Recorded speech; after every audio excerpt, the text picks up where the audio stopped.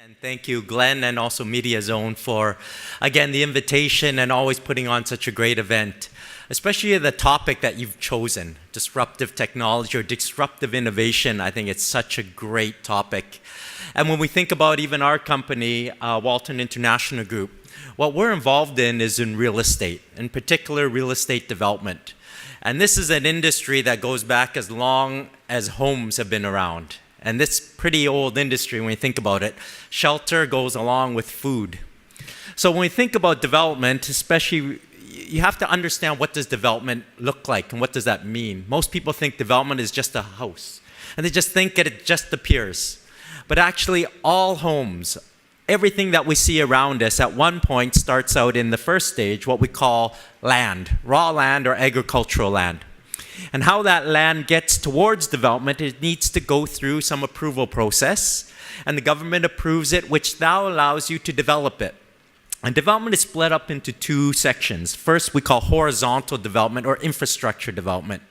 And we think about infrastructure development as putting roads, sewer, water, power in the ground, grading of a lot, and then you have a flat lot that you can actually build upon. Once you have a service lot, then you can do vertical development. And vertical development is building on top of that lot or service lot, and you build your house, apartment building, shopping center, whatever you're going to build. And that brings you to the fourth and final stage, what we're probably most used to seeing, which is the built-out property at the end of the day. When we think about disruptive technologies, how do you disrupt something that's been around for, like I said, as long as homes have been around? Well, first of all, you have to look at how different areas or different countries around the world apply this type of business model. So I'm going to look at traditionally in Hong Kong. How do they do development in Hong Kong? Well, it all first starts also with the land. And it goes through all those four same stages. So it's really nothing different, but the players are different. So in the first part, when we talk about disruptive industries, I'm going to really show you how a company can really disrupt this traditional model. In Hong Kong, who owns the land? Who gets the land for approval? Who then auctions off that land? It's the government. So basically, the government is the one that controls all the land. But once they get all the approvals in place and they say, yes, we want to see this area develop, they will auction it off to a developer.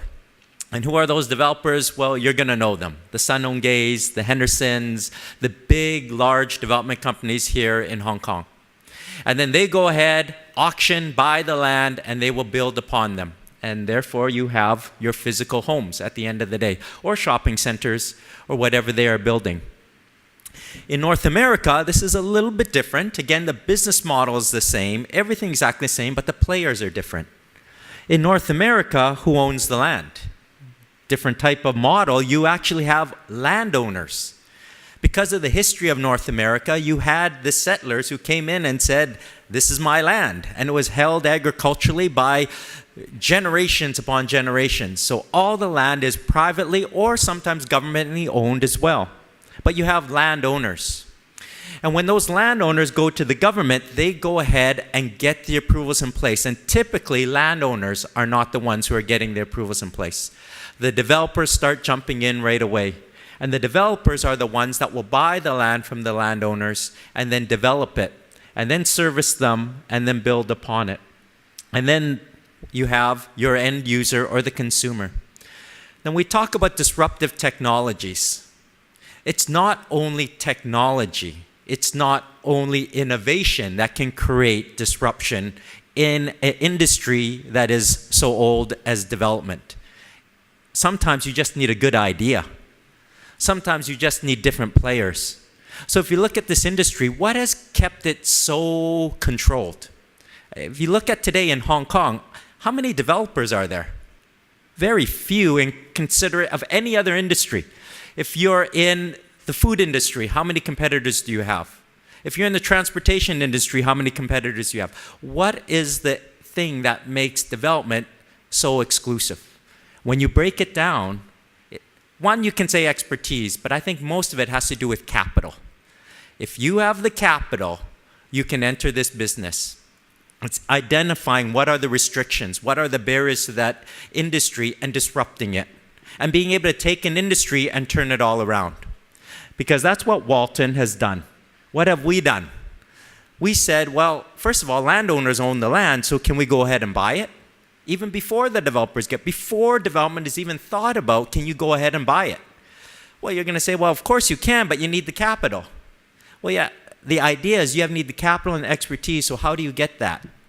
One simple way, you hear this idea of crowdfunding. Crowdfunding is basically taking small individuals and allowing them to buy something on a larger scale. And that's really what we've done as well. We've taken a traditional industry reserved for the very wealthy or the large development corporations, and you break it down into basically individual investors being able to buy and enter this type of industry. What Walton did was, if the developers owned everything close to development, let's buy outside of them. But that's 5-10 years away from development. Who or which developer can afford to hold property before they develop it for 5 or 10 years? But maybe individual investors can. And if individual investors have that mindset of getting the same type of profits that these large development corporations have, that's a way of disrupting a very large industry that's been around for a long time.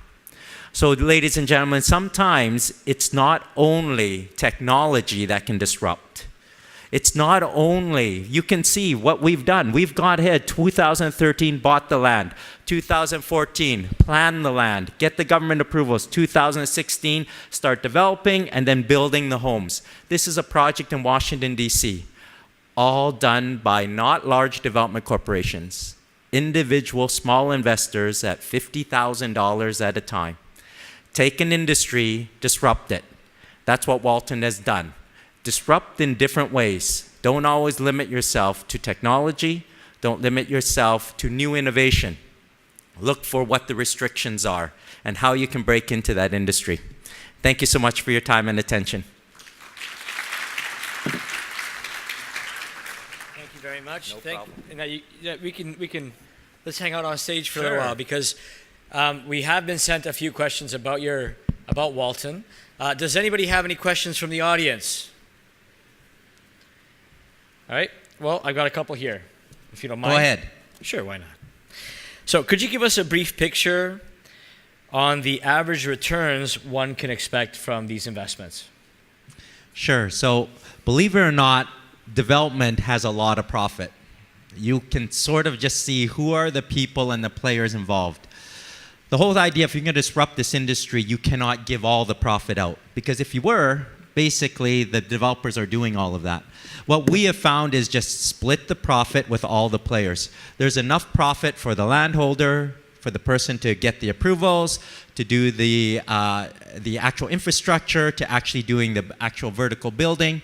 So every one of them have their own profit share, but we found in our area of just buying the land, getting the approvals in place, you're going to see a 2 times multiple. So again, it's how long is that going to take to get that 2 times return. Sometimes we've done it in 4 or 5 years. Sometimes it's taken us 7 or 8 years. It all depends on which property. So for those math guys out there, you can do your IIR and your calculations. A double in a 4-year or a double in a 6-year, you can see what type of return you can expect. Sure. Okay, good. So what are the inheritance implications? For example, can land that's purchased or invested through Walton be passed on to the next of kin? So again, our structure, because we're not buying land here in Hong Kong, which you can't do because it's government owned, we're buying it in North America. And in North America, you get titled ownership. Just like how do you know you own any real estate anywhere around the world? You go to the government, and they typically have a title office. That title office gives you title. You don't have to come to Walton to say, do I own this property? The government will tell you that you own it. And with that system, it also comes about what happens with real estate when someone passes away or anything along that. It goes into probate. It could be put into your will. Anything like with your other real estate, it can be accompanied. We've created a little bit easier structure. We put something what we call beneficiaries. So again, you can list your beneficiaries, and if something happens to you, it just automatically goes down to your beneficiaries. Very good. Oh, I do have a question. Yeah, sure. Here you go. Sorry, I have a question. To get in on this land game, what is the minimum amount that we have to put in so I can buy a slice of America. Not that I like Trump. Yeah. I hate him with a passion, but I wouldn't mind buying a small little piece of land through you. Sure. But what's the big one? 1 million, 2 million, how much? Again, that's how we disrupted the industry. Typically, if you were doing this on your own, you need millions. You can't even, and also the expertise that you're going to need behind that as well. So again, depending on where we are buying, if you're in China, the minimum investment's 50,000 US. Here in Hong Kong, it's $10,000 US. That's how we've disrupted the industry. You take something that takes a lot of capital and you break it down to small amounts of affordable investment. Does that mean more work? Does that mean, you know, a lot of organization, reporting, keeping clients up to date? Of course it does. But that's how we've disrupted the industry. Again, putting that level of service for those clients.